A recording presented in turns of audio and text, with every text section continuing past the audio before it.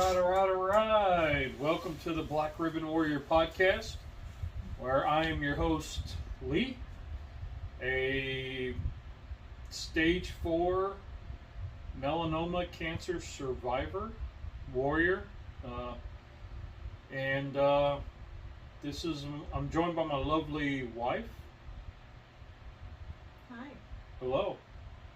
I know I've changed up the intro for number 30. It's alright, change it up. Change is good. Who would have thought we ended up at number 30? I know. Wow. Yeah. So we are in the new studio. Yeah. I thought for number 30, we would get out of the closet. Yeah, we're out of the closet. Like seriously, we used to podcast in our closet because one, it was the only space available, and two, the acoustics were good. Yeah. Acoustics, they sounded better. But the spare bedroom that we had, because our oldest child had moved out, she's got her own place now, and it was turned from storage to an office, and then to a guest room for when we had family come in, and you liked having your office in the other room. Yeah, I feel too closed in here.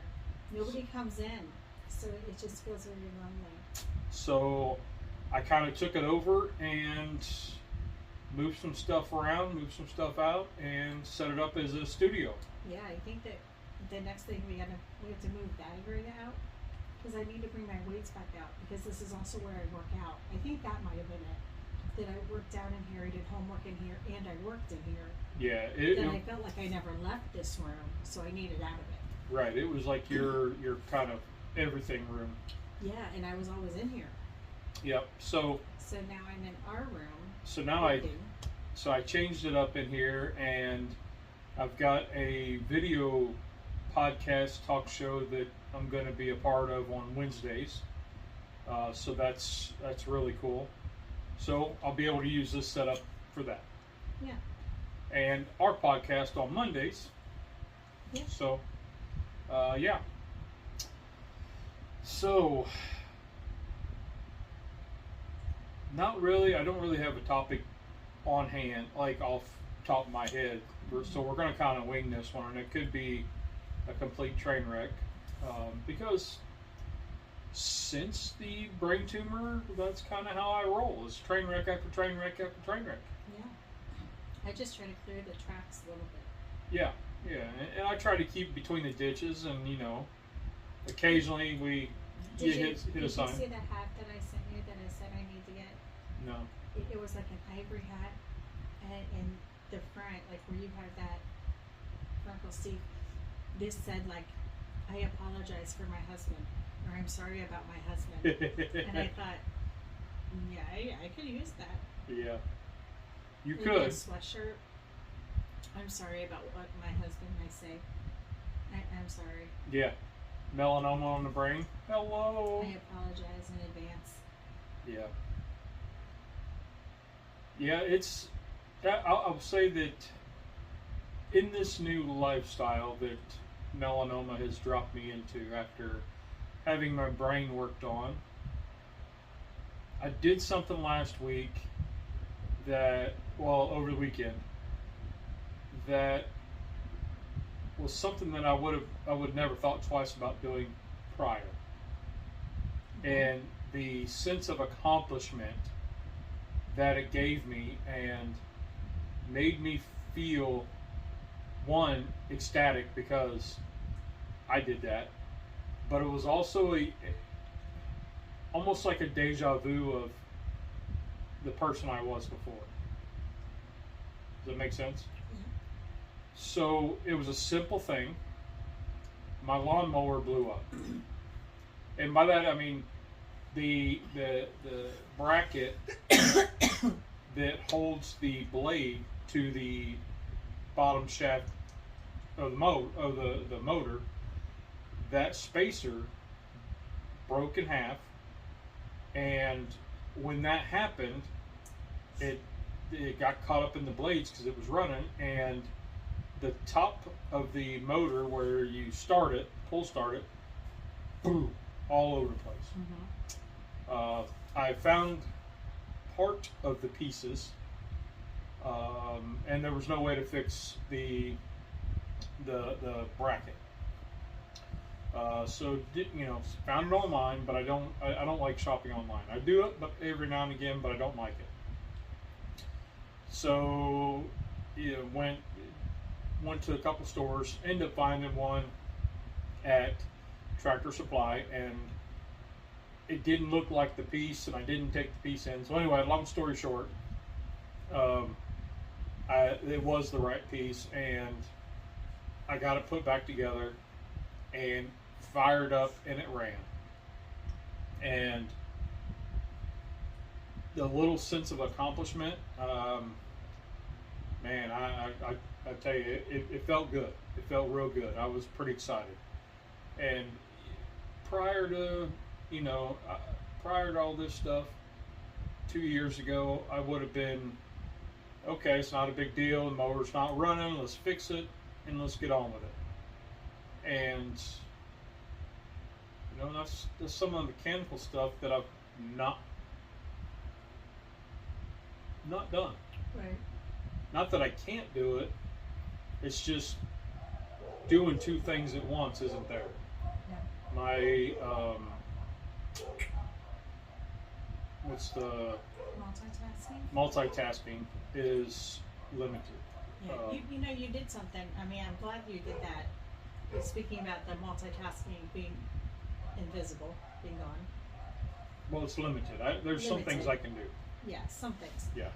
But something happened over the weekend, and I was like, see, that's an example that you cannot multitask. But I can't remember what it even was. It was just it was something silly. It wasn't anything big. But I was like, oh, there it is. It's still there. It didn't go away. Yep. And I was thinking about when you were talking about me pouring coffee. So we started making our own cold brew coffee. And each time I pour it, I think of goodness. Excuse me. I think of you saying, "Well, you used to make a mess," and I was like, "Yeah, I know." And that's one of those. I don't know if that is a personality change. I don't know if that is a taste change. I don't know what kind of change it is, but you're almost like addicted to cold coffee now. Yes. I mean, so certain ones, like we make it ourselves. It's not something that you go buy. Right. I don't go to the store and buy it. And you won't drink it cold, like black cold. You put cream in it, and you put a sugar-free sweetener in it, like a flavoring.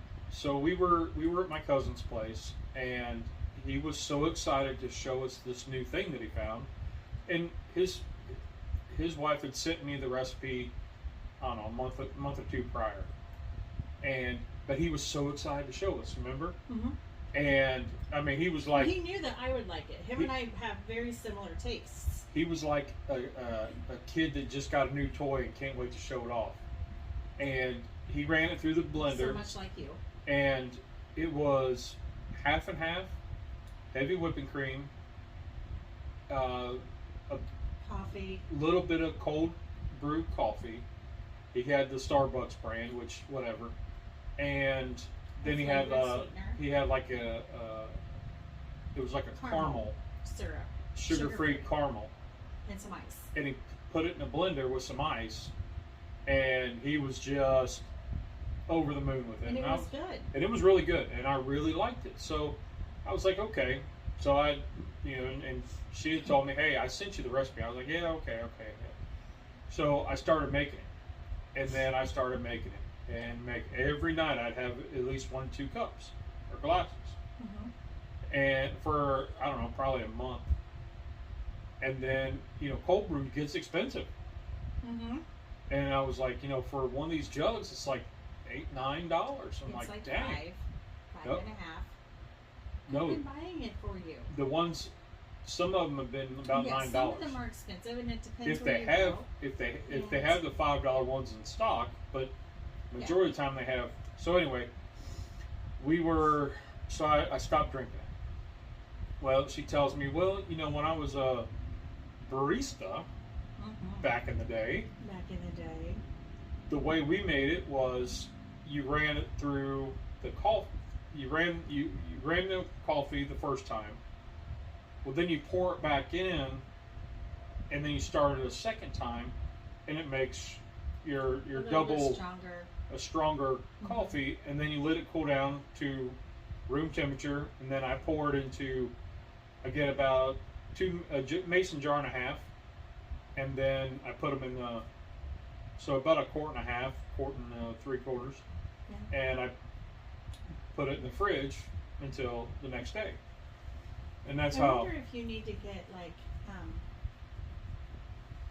the extra dark roast, the stuff that kind of messes with your stomach if you drink it hot. You know what I'm talking about? The real high acid stuff, yeah.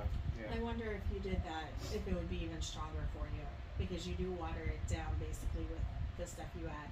But it's just one of those things. You've never really liked this kind of coffee before. And what I'm finding is at 9 o'clock at night. If I am downstairs after 9 o'clock at night, I am scrounging for anything and everything to eat, snacky wise. But the way around that is I fix one of these coffees, and I can add. And I don't measure the sweetener, but you know the sweet syrup. But I can add more of that to the point where it gets where you taste syrup, like the fake syrup, and then it's too much, and I got to add more of everything else. But I can do that, and that helps curb my sweet cravings. Right. So. Well, like I said, get me more room in the freezer, and I can make that, freeze it for you, and make it like ice cream. In my healthy little ice cream maker, but I need spaces for the canisters. So, I mean, we're kind of, now we're off topic of melanoma and cancer, but it's been one of those things we've noticed since, you know, how the taste buds have changed. Our eating habits have changed since cancer. I made a big mistake this weekend. Which part? Which part? Are you insinuating I made a lot of mistakes this weekend? No, honey. I'm in a house full of women. You guys never make mistakes. No, it was just you made it sound like I made a whole bunch. No, I went to that stupid cake store, and now I have a cake that tastes fabulous. Yep. And it's really good. That's all I got. Yep. That was my mistake. I have felt terrible, like awful today, because she went and got these bunk cakes. It was her birthday. I know. And that's been kind of one of those, we like to,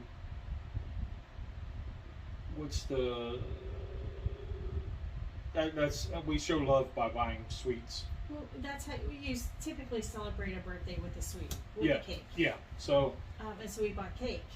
After this cake is gone. Oh yeah, it has to detox. Oh yeah. But yeah, we bought a cake, which is typical. It's just the cake tastes really good. This is better than birthday cake. Yeah, it's really it was probably one of the best bundt cakes I think I've had, but it was unfortunately, her flavor. It was lemon, so it tastes light and airy and fresh and citrusy and just fabulous. However,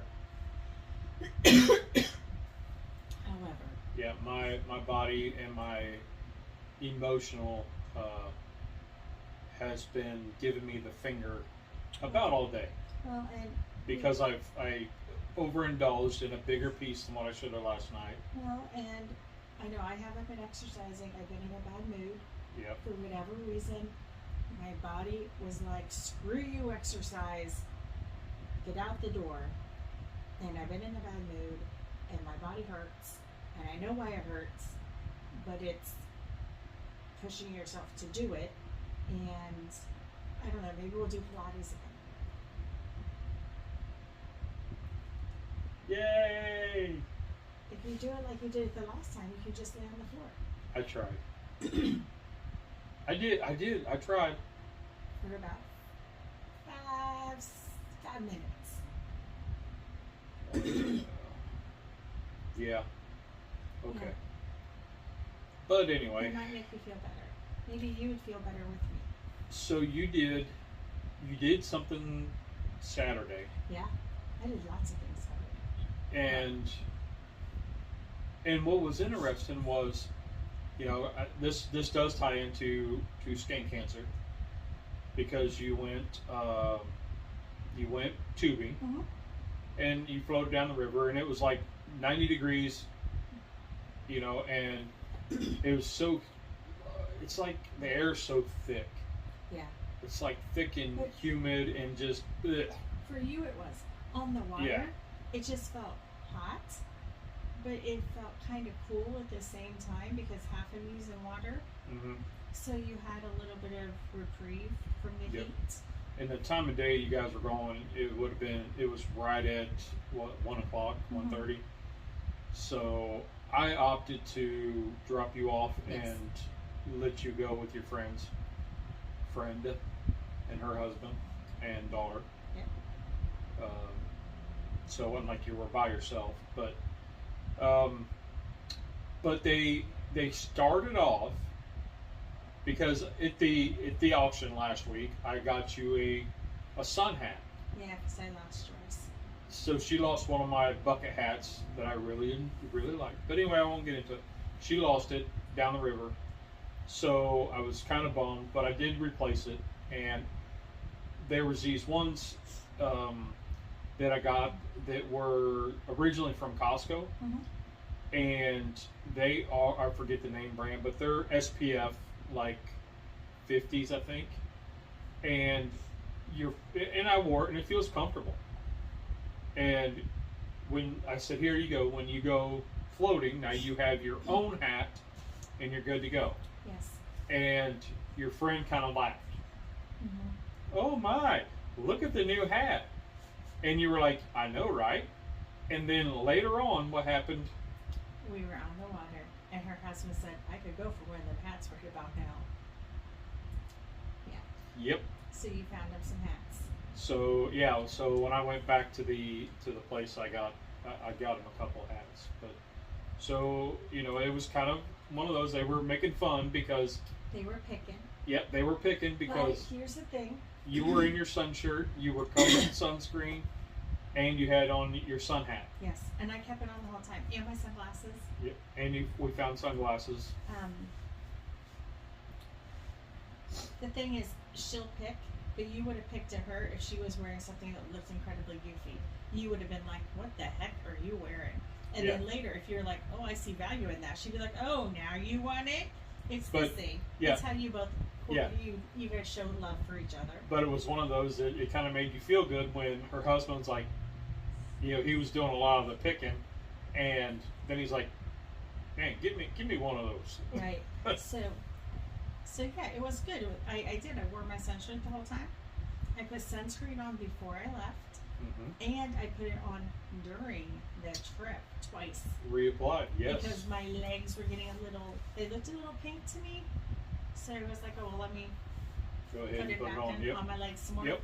And so even though I'm outside and I'm doing stuff, and I'm still thinking that we are in the house of melanoma, and I need to protect that. So I found this meme, and it made me laugh because the picture, it's got a pig standing there with his hands out, and he's got a swimsuit on, his trunks on, and then it has a towel, and it has a strip of bacon, and it's in a bikini, and he says, I told you to put sunscreen on. Okay, that's kind of funny. I thought that was funny. Yeah. So I shared that to the Homies United group on Facebook. That's still a good group. There's a lot of people coming in that, wow, their stories are just incredible. There are a lot of people going through this. Mm-hmm. And we were kind of talking last night. There's it would be nice to have a spot that you could go to and not only get the support, but where they could help you with the options for the fundings and you know, if there is a place where you could do that.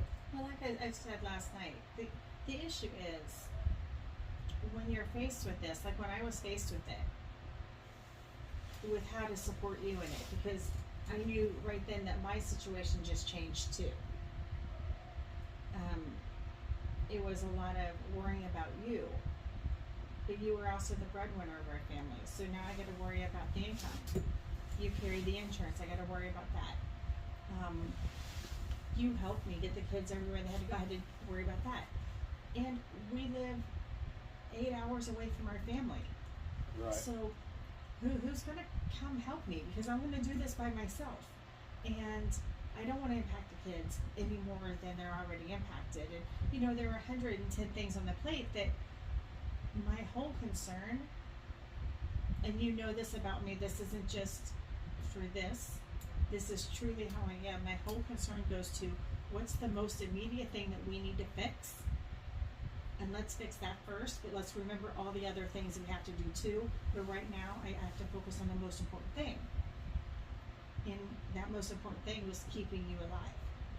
What do we need to do to keep you alive? And I didn't know to ask questions about the things that weren't directly that. Right. And that's where you kind of, and there might be an organization out there, but we don't know it. We don't know it. I know that your cancer center gave us a great book or a folder with a lot of resources. Yeah. But again, I didn't know, like, income. What were we going to do about income? And I remember asking your doctor, should I call and put him on a leave? Like, should I call and tell him we need short-term disability? How long should I tell him that he can't work for? What do I need to do? Because I didn't know those answers, and nobody said. Yeah. Here is step one. And when you first, like, so for me in my situation, you know, you file for short-term disability with the job, and that only covers you for so long. 26 weeks. And then you think, oh yeah, well, you know, I'll be done with that. And then you're like, okay, we're approaching that time. What do we do now? Mm-hmm. And come to find out, my job and my position did not offer a long-term disability. No. So we thought we had it, and we were told all the way through we did. Right. And then we went to use it, and they're like, oh yeah, you don't have that. You don't have that. So then they're like, well, when are you coming back? We need a definitive date. And I said, but buddy, I don't know. I can drive across town, but I'm not going up the highway during traffic. No, well, you weren't even released to drive yet. Like, my oncologist still gets like, I don't want to hear about it. Are you driving? You know, that's always the question. Are you driving? Where are you driving? How far are you driving? Yeah. But, you know, I think that was one of those things that I really wish that I could help people understand. That this sounds like overkill, but let's get these thoughts in a line. Like, yeah. After you do that, then do this. And maybe have that conversation about government disability. Have that conversation. And I was lucky, we were lucky, that a girl I went to school with, I was great friends with all through school, she works with Social Security and disability. And I reached out to her and I said, how do I do this? And she led me in that way, and she said, hey, make sure to ask about this, or here's how this works. And why that was so important was, one, it fixed your income, so it gave us a little bit of security.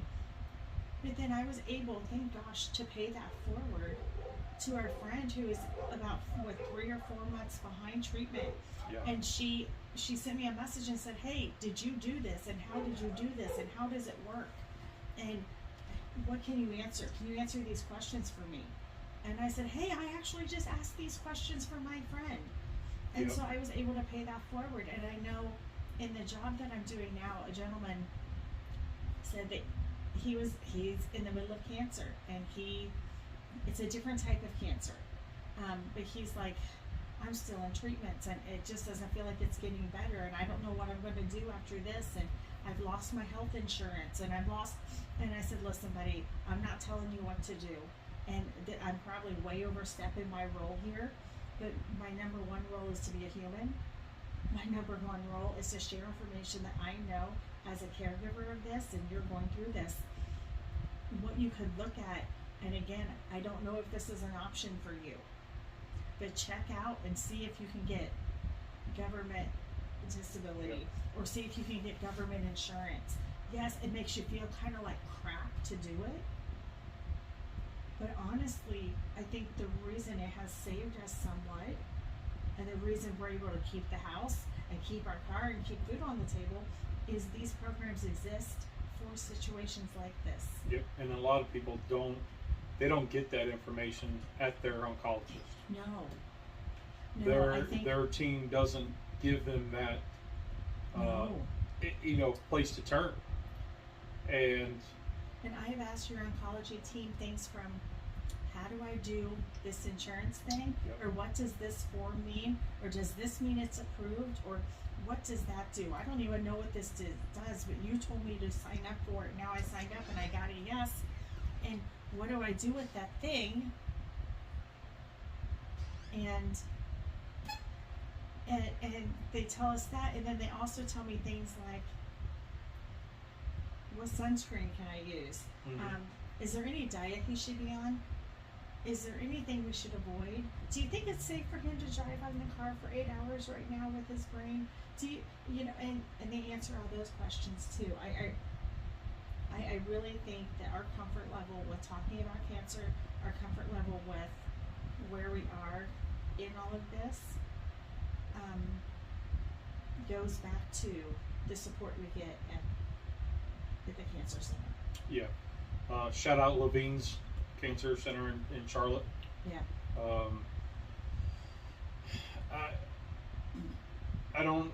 We kind of lucked into, I say lucked into it, but,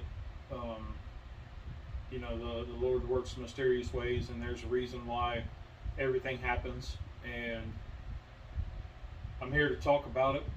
And I think that's, I've said that I don't know how many times, that I think that's why my treatments went so well. Yeah. And I know they had my brain open, and that's still hard for me to think about, to say that really happened. Mm-hmm. This dude had your brain open and was scraping, tumor residue Mm-hmm. from the radiation out of your brain. Like, there was a hunk of my skull missing. Mm-hmm. It's still missing, by the way. Yes. And that's hard for me to still fathom. Yeah. Like, to still be like, holy crap, that really happened. And on my side of it, because, I am kind of, I like that more medical stuff. I really wish they would have let me watch. Yeah, I know you wouldn't. But, it's... But I think that's what we were supposed to do, Mm-hmm. is to be open and talk about it. And I don't know all the programs. No? I don't know. I only know the bits and pieces that you shared with me, Mm-hmm. because adding, if we were talking about it and you were already stressed, and if you were to add more stress to me, then that it kind of brings me down and adds more stress, and then it's another obstacle that I have to deal with, along with managing my sugar, along with managing my activity, along with managing that I'm alive and count the blessings and do something. Well, and frankly, in the first year of it, and I love you, and that's not it. And I like to talk to you, and I like to share things with you. But it was just more frustrating to try to explain it to you, because you couldn't grasp it. Yeah. So the more complex ideas and the complex, like, schemes of I got to do this and then this and then this and then wait for this and get this piece and that piece and this piece and put it all together to make this. Yep, it was. You got lost and you're like, okay, that was all too fast. Go back. And then I'd have to let it marinate for hours, if not days. Or you would ask the same question over. Well, why are you doing it? Yep. Because this is how. Why? I don't understand.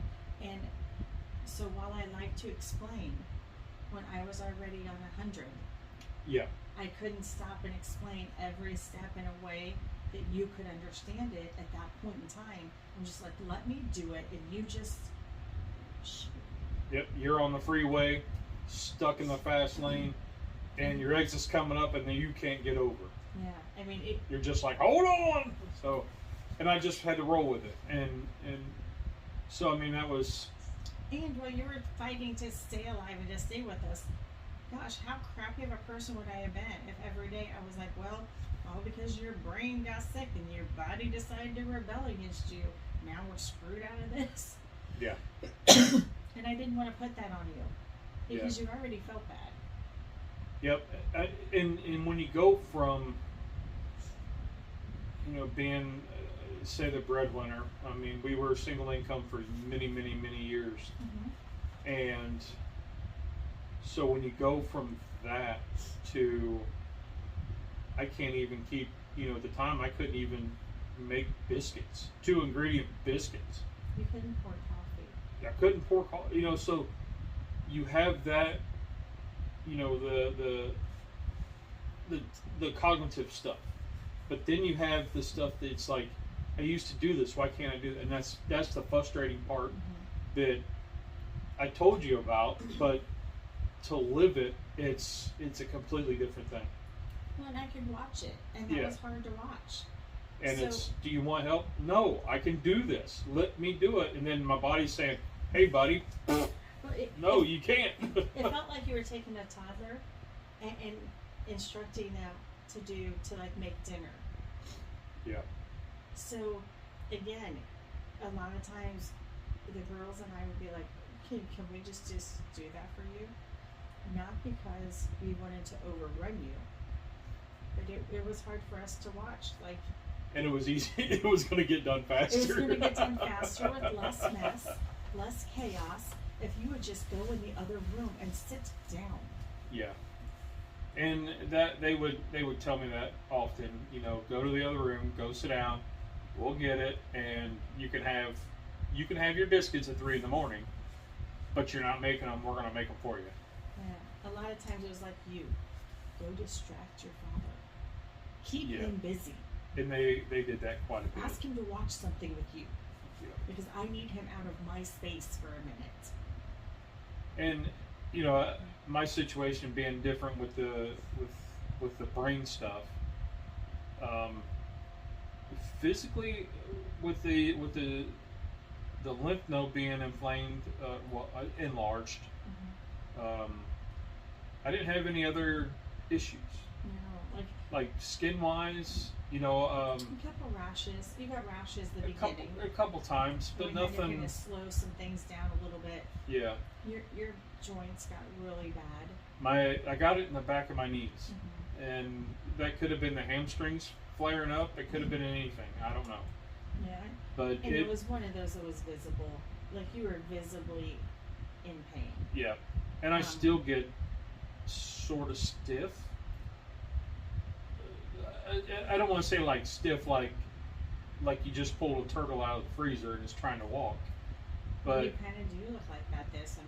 Yeah, but it's like that feeling's not there, but it's the body is stiff, but I don't have that achy stiff. Does that make sense? Yeah, it's kind of weird. There were days that you pulled up almost into a fetal position because your body hurt so badly. Well, but we dealt. That was again. Hey, hi. This is Tanya. Lee's curled up like a ball. How do I fix it? And it wasn't because it was cancer. It was the treatment. Well, that was just the cancer. I felt comfortable in that position. No. Yes, because I would stretch out, but if I pulled my legs up, then it was comfortable. But you sit like that a lot, okay? I do now. You sit like this a lot with your legs pulled up. This was a whole nother it looked differently. It might have felt the same to you, but when I watched you, your body was not comfortable. You were trying to find it. But at that point, it felt comfortable. That's why I sat that way. Yeah, but you still weren't, because there was still agony on your face. There was still this look in your eyes of this hurts, and just breathing. Your body had a different pattern in the way you breathe. Yeah, everything was more labored. Yes, and we called and we got it adjusted and we got something fixed around that, and we've had really good success.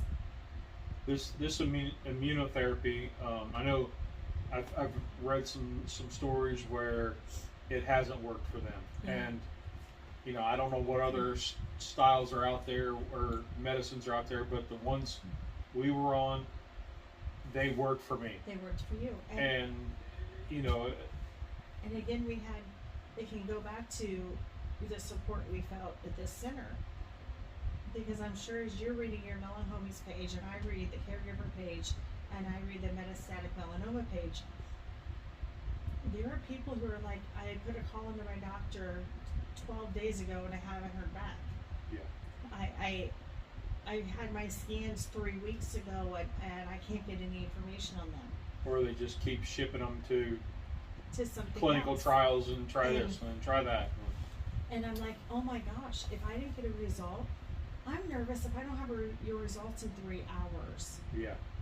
And these people are waiting 3 weeks, and I'm like, we are so lucky with the center and the care that we have, because we don't have a phone call that's unanswered. We never have an email that's unanswered.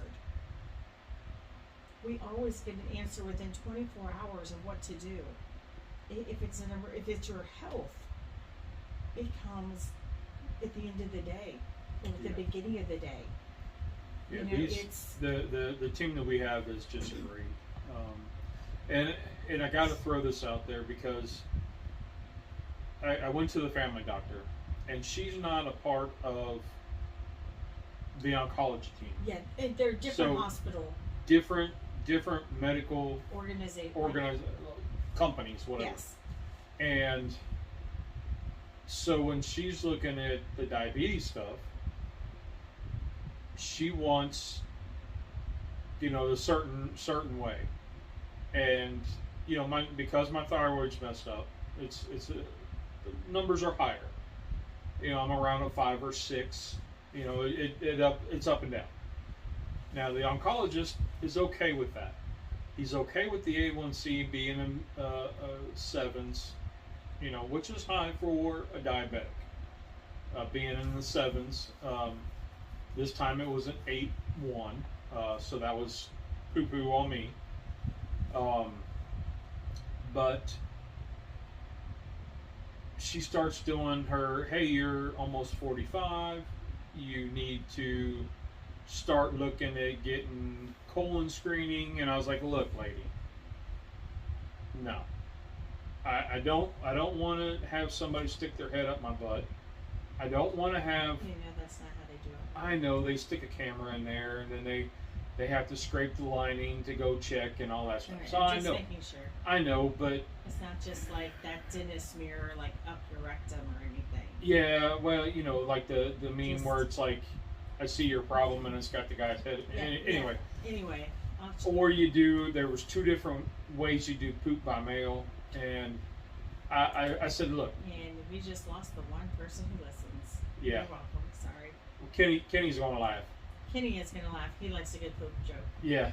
So saying. You can do poop by mail, and that's the one company that advertises on late night TV, and you have to get that done every year. Mm-hmm. If you do poop by mail through the office, it's every 3 years. If you go and have the guy stick his head up your butt and look around, that's every 10 years. Yeah. And I looked at her and said, look, lady, none of that sounds good. Doesn't sound enjoyable at all. And, you know, I'm 6 months, I just had my 6-month screening. My scans were clear. Oh, well, the oncologists that I know they say that that doesn't show the inside of your colon. And I was like, well, I'm not doing it. I don't want to go and look for more problems. Right. I'm feeling better. I'm trying to do more. Like, in the mental space, I was feeling good until this appointment. And yeah, you've kind of gone a little sideways since then. yes, that's where I'm at. Is I'm like, I'm feeling good, and like things are starting to kind of shape up, and I'm, kind of okay. I can do this, I can do that, but then let's go look for more stuff wrong. Right. And then she's like, let's go see a rheumatology. Yeah, endocrinology. Endocrinology. I don't know. Anyway, I get them all mixed up. And I vetoed this. And she's like, well, let's go there. And I was like, for what? Because that sounds familiar. I think I've done that. Mm-hmm. But, in my brain, because it's all scrambled, I don't know when. So I had to go back and look. And because I take notes in my phone, middle August last year, we were there.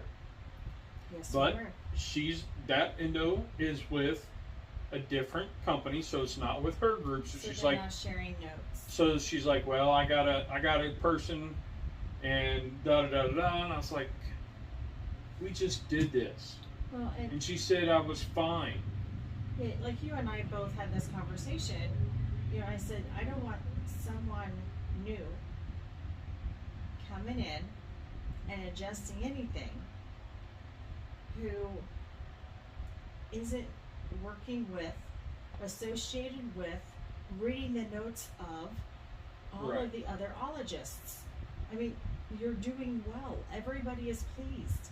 And Everyone is pleased. the part that didn't frustrate me, but because she says, well, if you keep your sugar numbers, mine resting right now is 160 to 180. Yeah. That's kind of like my fasting numbers at noon.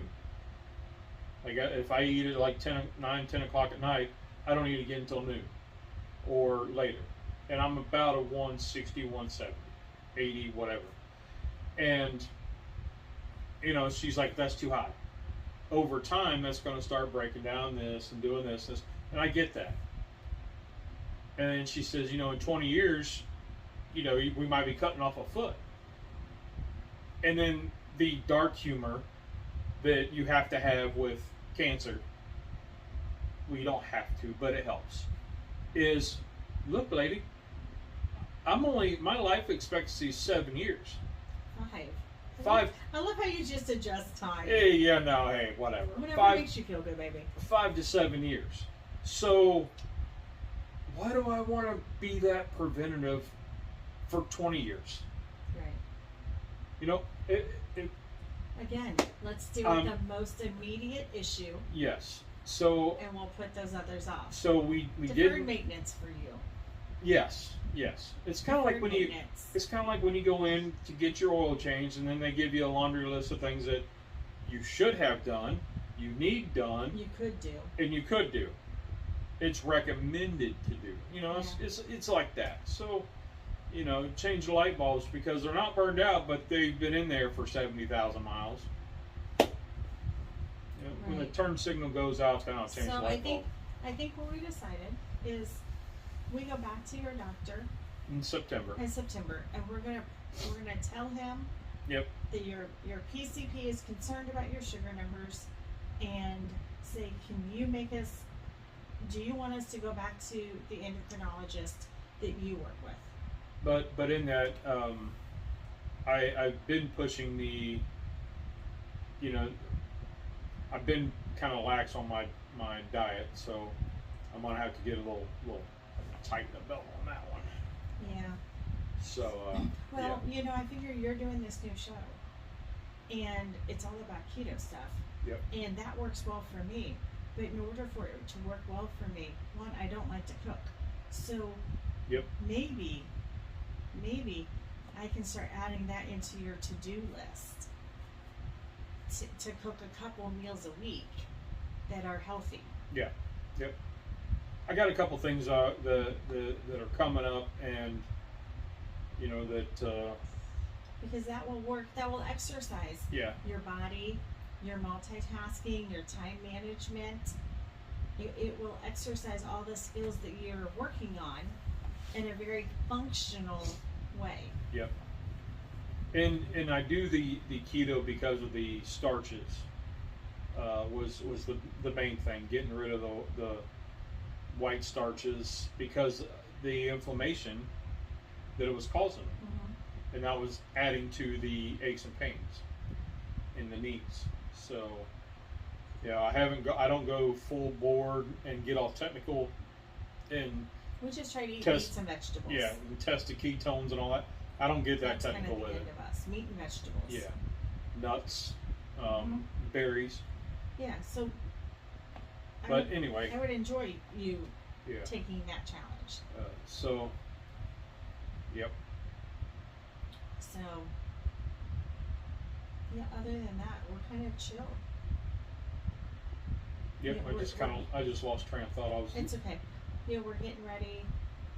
Oh, we are like officially like parents of older teens, of adults. Yep. We are parents of what the law says are adults. I don't consider 2 of them adults yet because we pay for everything. But the law says they can now buy lottery tickets. All of our children can buy lottery tickets. The youngest one just turned 18. Mm-hmm. So happy birthday to her a couple days ago. Yeah.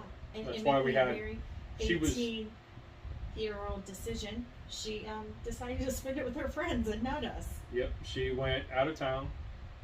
Yeah. To spend it with her friend down in Columbia, South Carolina, which is about 45 minutes to an hour south of us.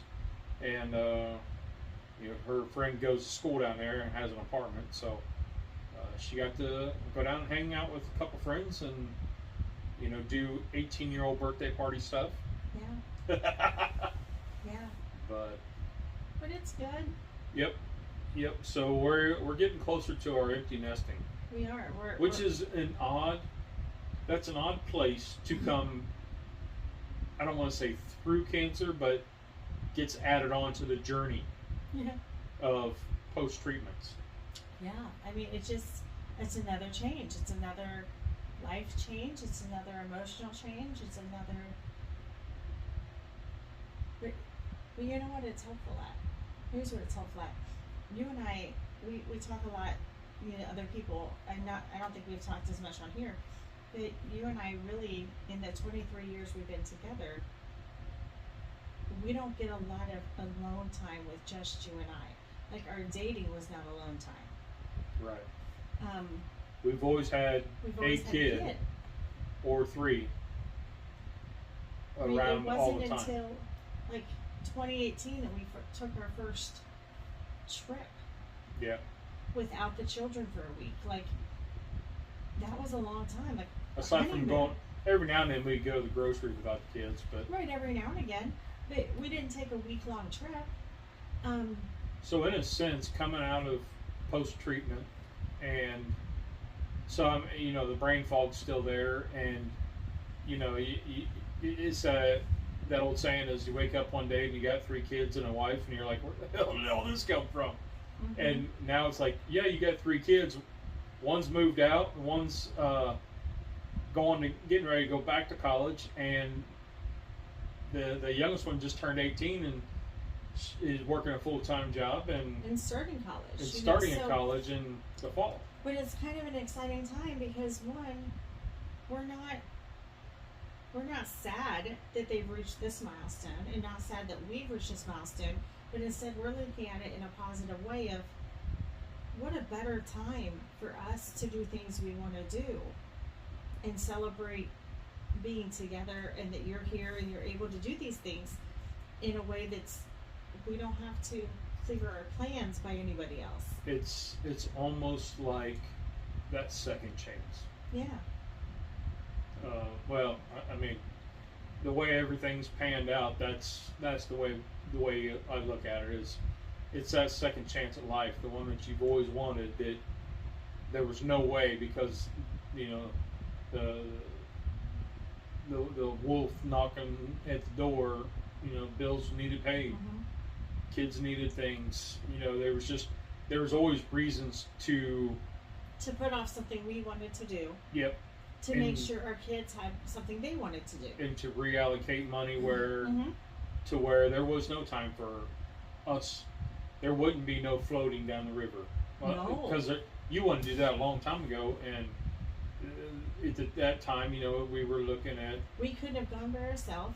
Yeah. And if we took one of them, who's going to watch the other ones? So we're looking at 5 people floating down the river.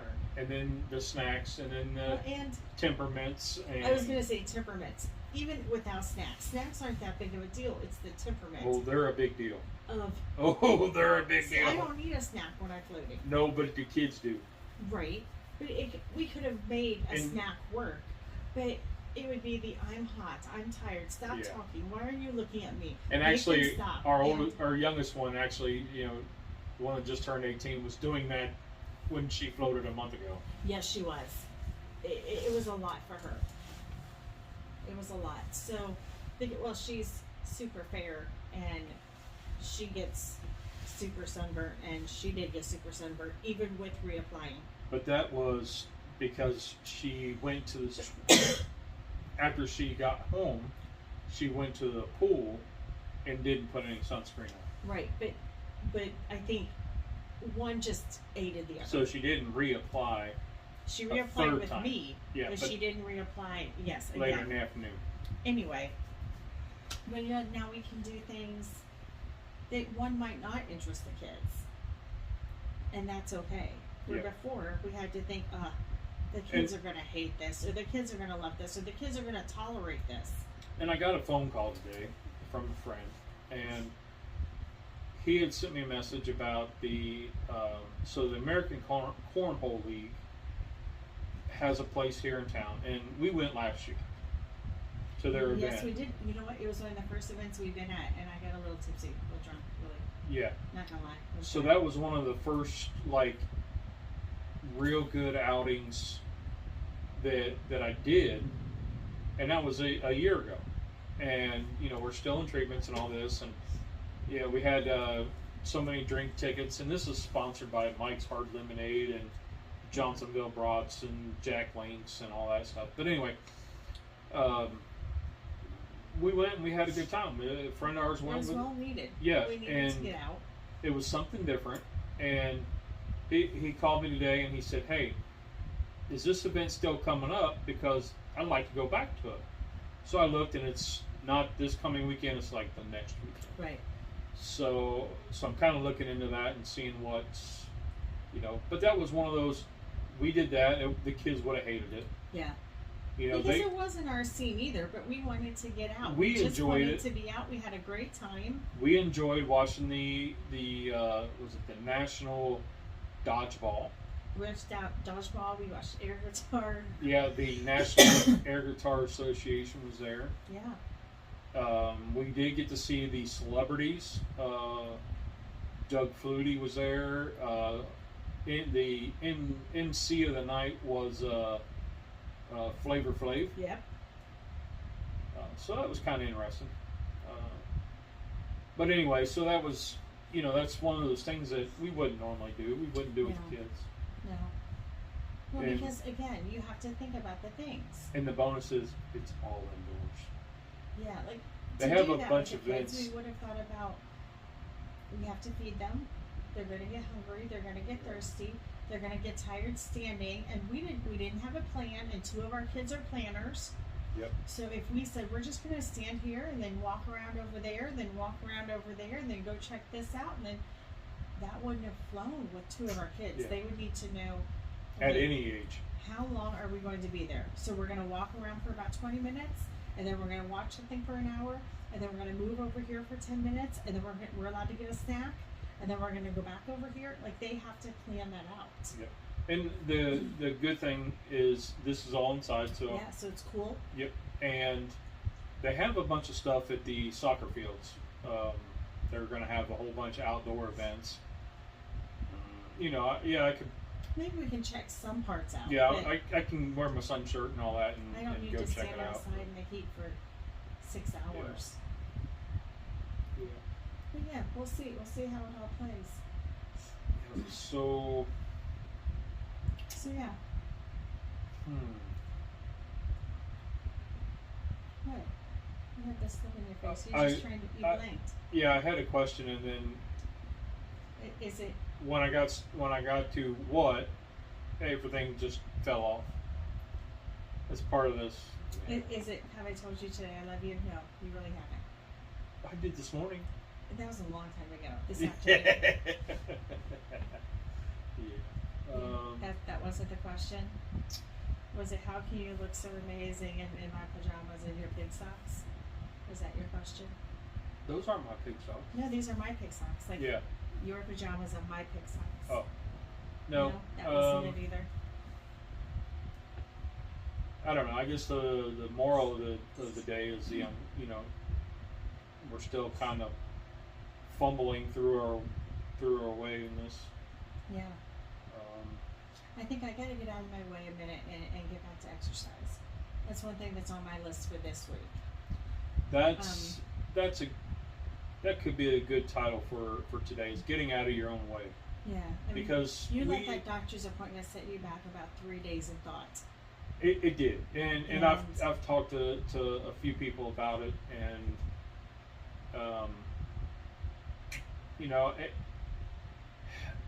I guess that's just one of those frustrating things. That when you're feeling good, why go look for more shit wrong? Yeah. I don't want to. And I could say, I've enjoyed eating some cake and some hot fudge sundaes. Why would I want to stop that and make my body hurt for a minute? Yeah. But it's needed. It's needed for my mental clarity. It's needed so I can sleep better. It's needed for me.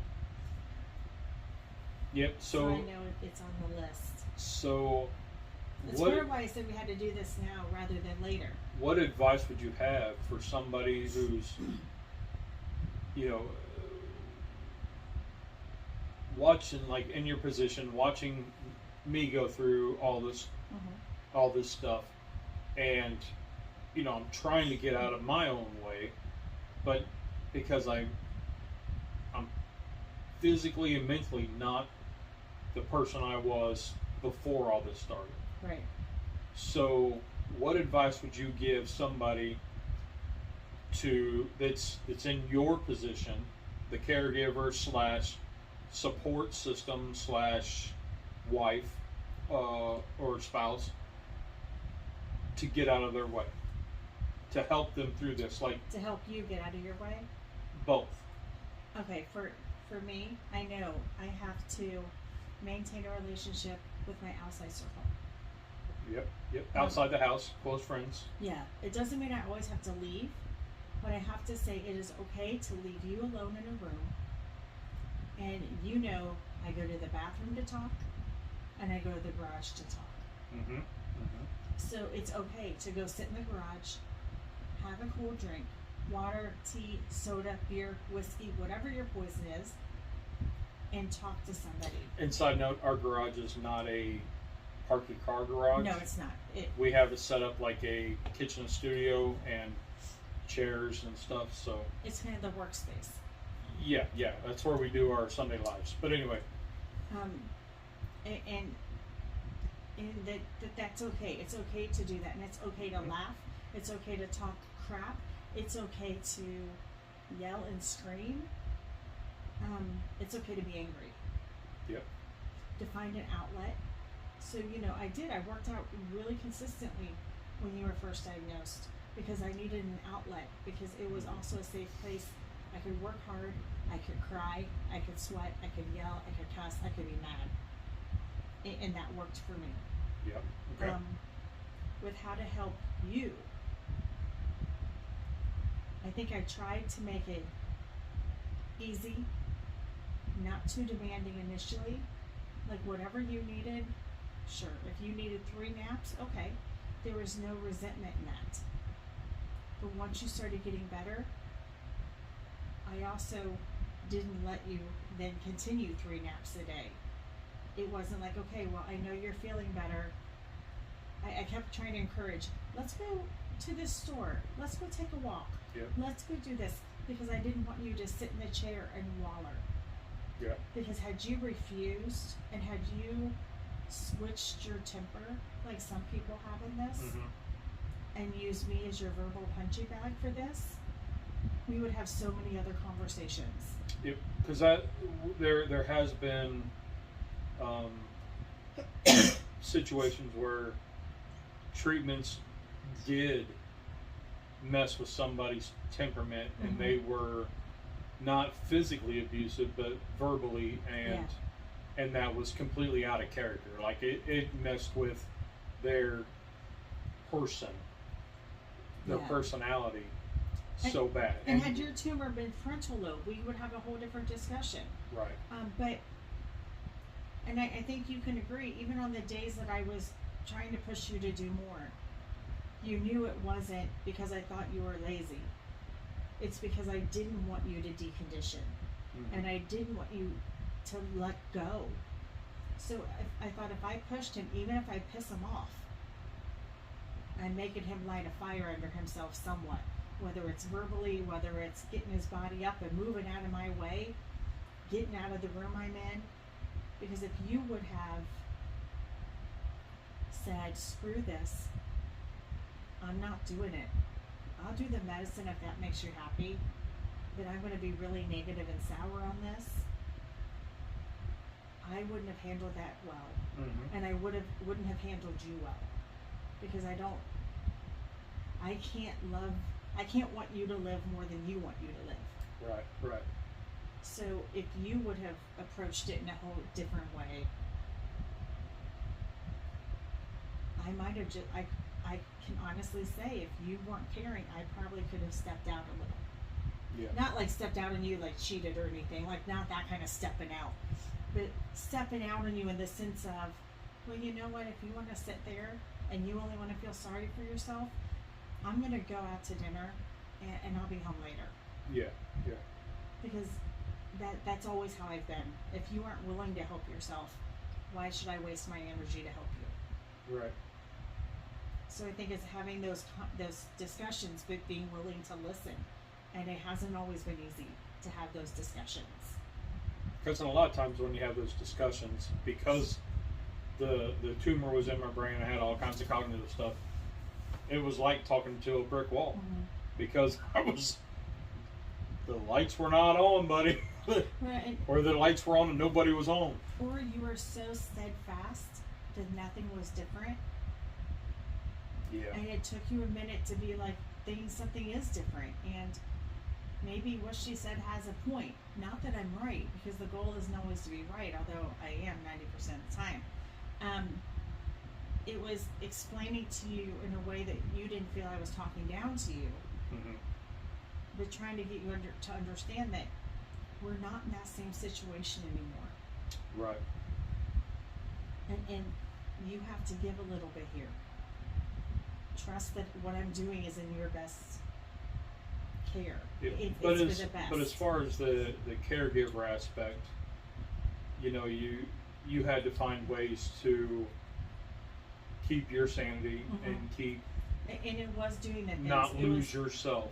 It was doing the exercise. It was talking to my friends, who luckily the ones I talked to, they're both therapists and they're both in medical field.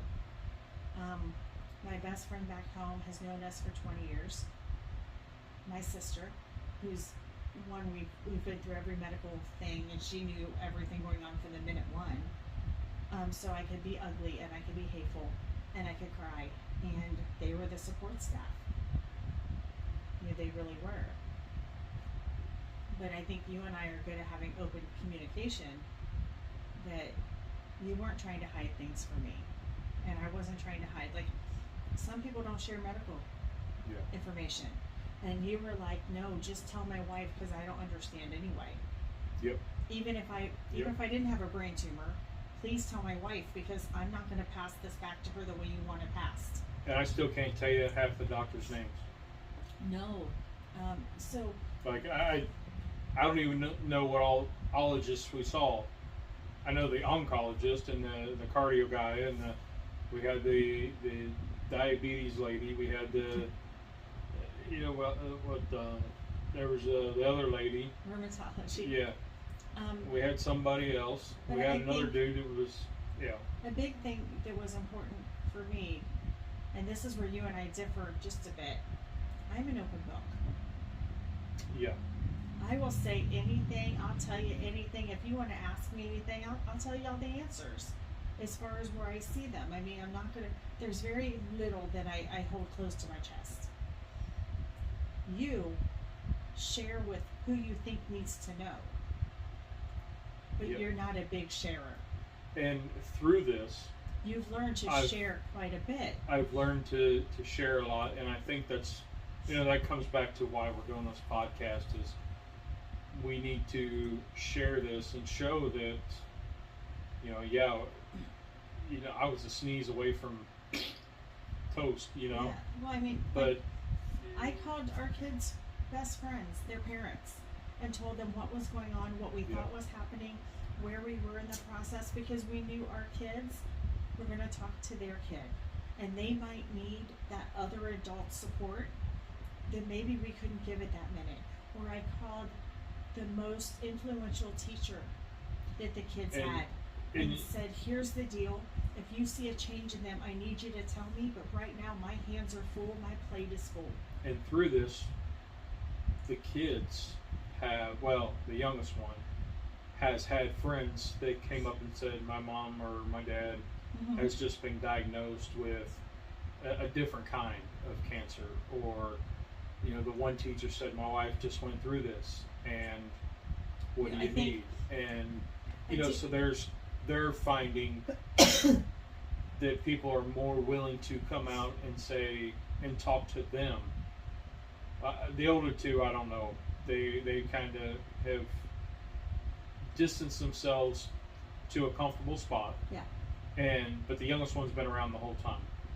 So she's more open about it. And her personality, she needed to know things. Yeah.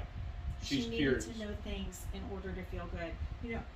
When you're talking about the kids, one of the funniest things is one of the swimmers went to school last year, not this past year, the year before, when you were diagnosed with the youngest one. And they're very funny because these two have a friendship that is unique,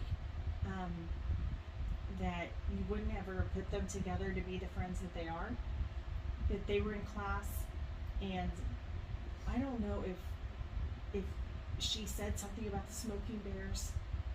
I don't remember how it got started, but this kid goes, why, is he on fire? Is he dead? And she said that her friend, the swimmer, was like, shut up. Yeah. And he was like, why? It's funny, ha ha ha. He goes, shut up. Just shut up. And he was like, you don't understand. Her dad is going through cancer and you're being a jack. And he just defended her and defended you. And even now, he's like, how are you? Are you doing good? How's your dad? Mm-hmm. You're this far out of it and you're doing well. But he always asks, yep. How are you? How's your dad? And he just got used to coming up and giving a hug and how's it going? And the relationship with the kids has gotten so much stronger. Mm-hmm. I count that as one of the blessings when I get to see them every day, or whenever the oldest one calls, or the middle one's home for a little bit. Just spending time with them. It's something you take for granted. Yeah. But yeah. So I do think the biggest thing from caregivers is sharing, letting someone know what you need. Don't be annoyed or feel guilty if somebody wants to help you. Just remember, they have never been through this either. Mm-hmm. Yeah, if or they say if the they wrong thing, they don't mean to. Yeah. They don't know what to say. We developed that dark humor And Yeah. so, you know, if they say something a little off color, we're like, whatever, I'm going to forget it in 10 minutes, Yeah. you know, and then they're like, what? And because I get off track, and, you know, so that's, you know, in 5 years, what's it going to matter? Well, I'm not going to be here, so. Yeah, I think it was hard for me to accept people saying, what do you need? How can I help? How can I help? How can I help? And I'm like, I don't know. I don't know. I don't know. Oh my God, this feels so uncomfortable. People are asking me. And then you get it explained to you in another way, and they're like, we want to help you. We don't know how. And we feel horrible. Not because growing up, anytime somebody was faced with an illness or a death in the family, you took a casserole. Yeah.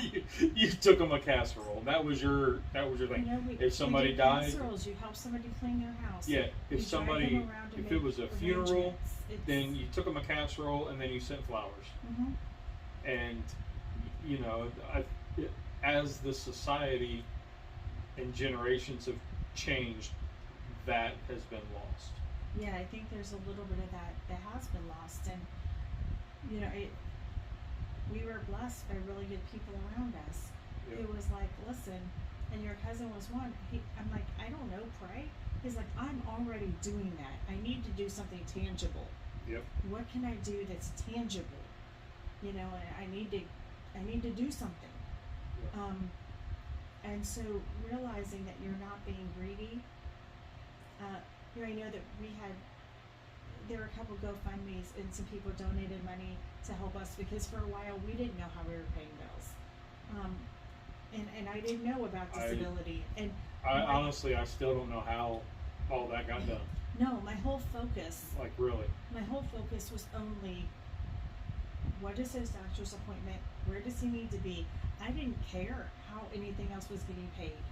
I didn't. And you know, we had given our oldest one her couch.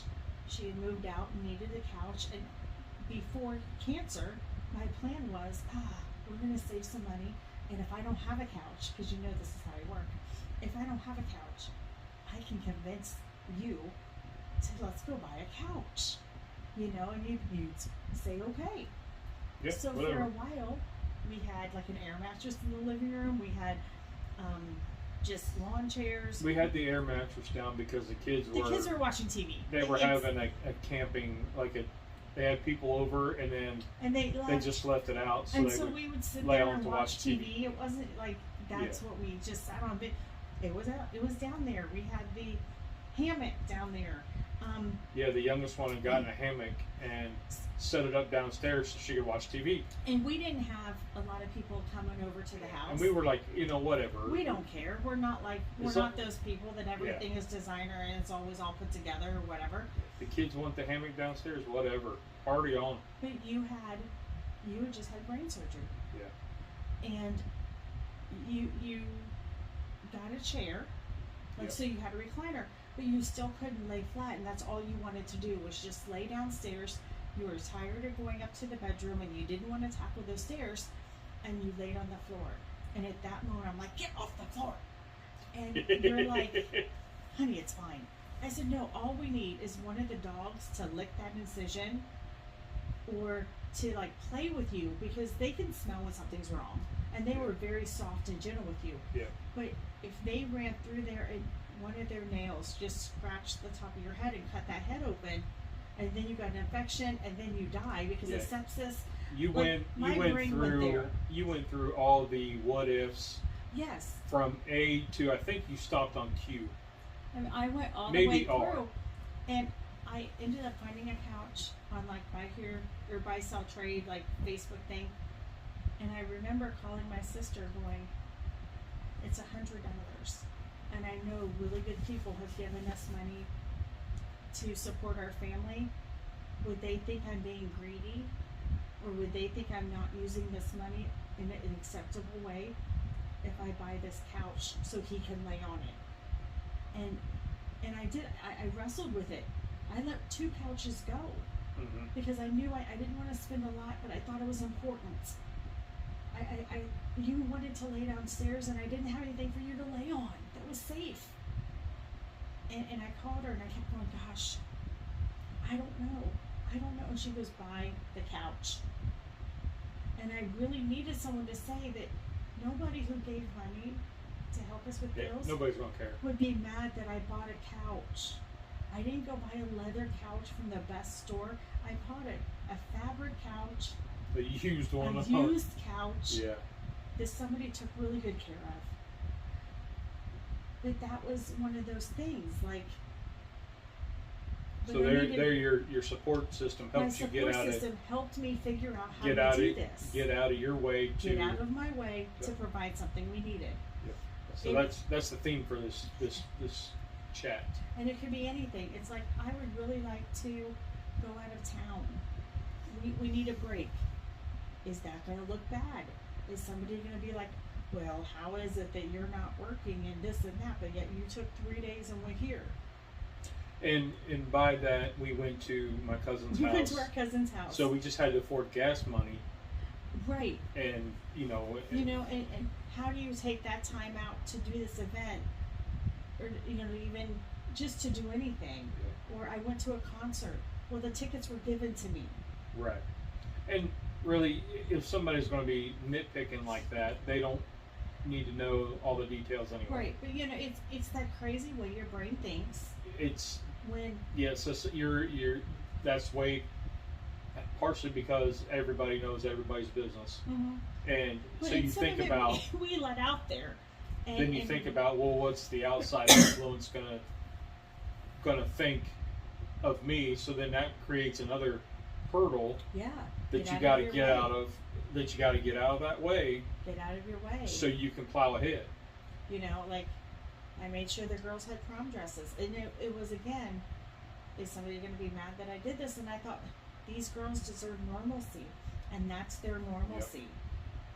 Yep. And I would have done this. Had this not been our situation, we would have done this kind of stuff. Yes, the budget was different. Mm-hmm. The stuff around all of that was different. But we had a senior when you first started this, and we had a senior as you've been going through this. Like, we've had kids in college and a kid two going to college that we're still going to figure out how to send them. And it's getting out of our way and not worrying about what everyone else feels or thinks, because sorry, y'all aren't living it. Y'all aren't doing it. Their opinion doesn't affect our day to day. No. And that's the ones whose opinions matter have not. They've always supported the decisions we made and said, "Good for you. You needed to do that. Yep. Good for you on doing that." I mean, you have to look at it and say, if your opinion's not paying one of my bills, then it doesn't mean anything. But everybody who, when I express these concerns or you express these concerns, they're like, we are so glad you were able to do that. Yeah. We're glad you were able to make that memory. We're glad that you found the time to do it. We're glad you found the energy to do it. There was no criticism. No. But you just feel like there's going to be criticism because people seem to always have something to say about any decision you make. In the I don't want to say the stereotype, but when you hear somebody's got cancer, it's usually doom and gloom for a long time, like through treatments, and then after they're done with their chemo, they're frail and weak and look like a skeleton, and they're trying to like physically live day to day and not doing this stuff where melanoma can get into your bones and can do all this stuff. Fortunately, it hasn't for me, and it did affect my brain, but it's given me a new I don't want to say new, but a better appreciation for the little things that are going to mean a whole lot when I'm not here. Yeah, and that's why soon we're going to have to do family pictures. And and I look at it and I'm like, I don't want to take the kids shopping, but I'll go because it's nice to hang out with them. It's time with them. Yeah, it's the time with them. Does that mean I want to go into Bed Bath and Body Works? No. That's not even the name, but we'll go with it. I don't want to go into that smelly store. So I'll go find a place to sit down at the little massage chair you put the coins in. I don't ever have coins, but I sit in the chair. Right. And wait, you know. We're figuring it out. Yeah. Little by little, we're going to figure it out. And, you know, we know that this sunshine phase that we're in of sorts can end. And Yeah. if it does, then we will adjust and turn around and fight then and try to get back to sunshine. I mean, it's not going to beat our brain. You know, it's not going to be who we are. Yeah. It's a part of it, but it's not the only thing we are. Yep. And I mean, quitting's not an option.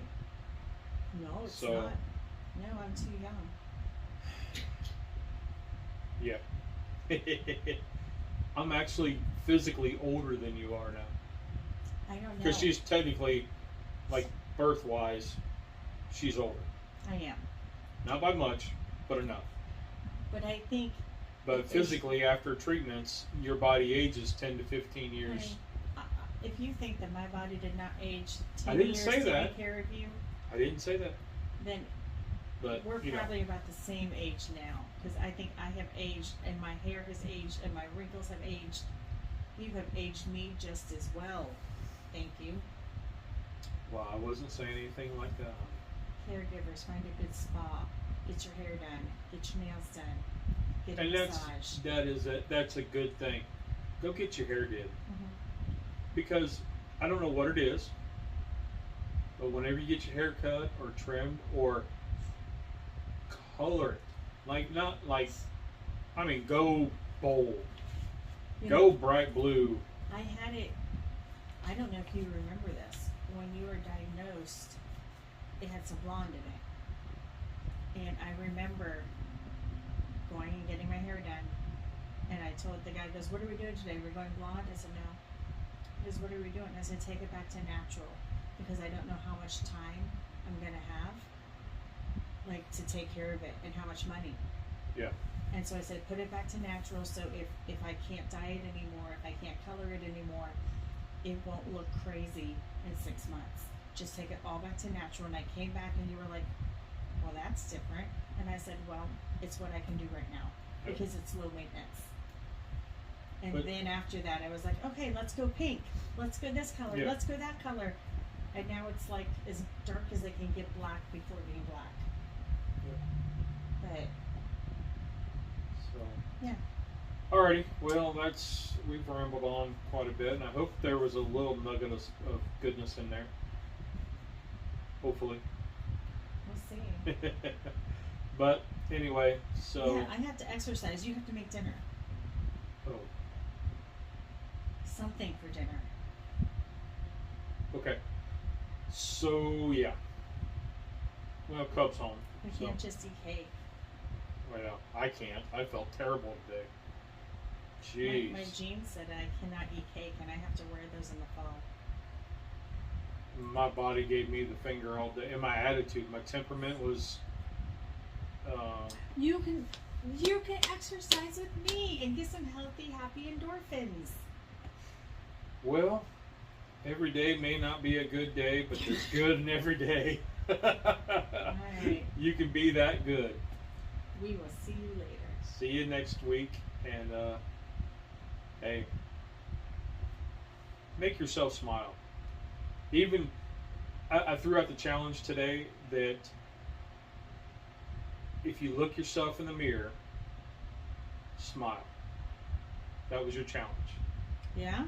And even if you look yourself in the mirror, close your eyes, and then smile, at least you're doing it. Okay. What do you think of that? Alright. Yeah. So, alrighty. Well, we will see y'all next week, and yeah, have a blessed one. Bye. Bye.